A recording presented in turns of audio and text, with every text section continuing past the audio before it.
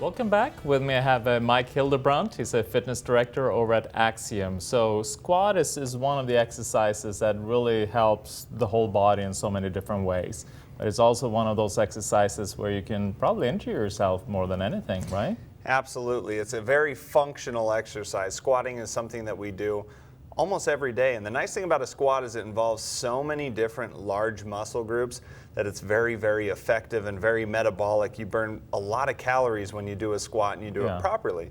And it also helps you in so many different activities in life. So I can think of a number of things we do every day where we have to squat down to pick something up or where we use that motion. So if we can become good at it, efficient at it, then we'll ultimately be a little better at life. And I think that's part of the goal of exercise. Because it creates that stability. I mean, you just feel stronger, walking on earth, so to say. I mean, works your core, your back, your shoulders, your legs, hips. I mean, pretty much everything. It really is a full body exercise, and we encourage everybody to do it.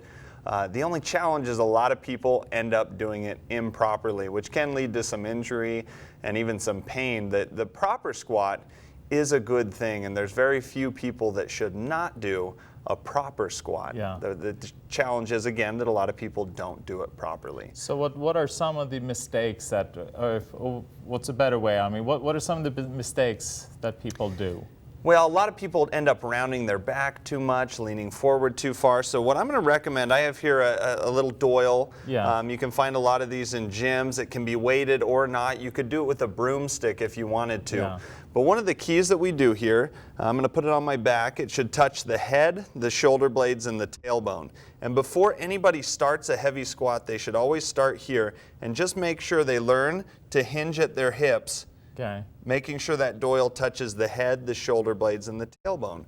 And then they can learn how to squat properly using their hips, and then they're not focusing so much on the knees, they're not rounding the back. This teaches the proper mechanics, being able to hinge properly at the hips. So before anybody gets into a heavy squat, putting a lot of weight on their shoulders on like a barbell, we recommend starting with this. Learn how to properly use the hips. Yes, that proper mechanic, that is the key. Absolutely. So, thank you very much. You're welcome. After this, we'll be right back.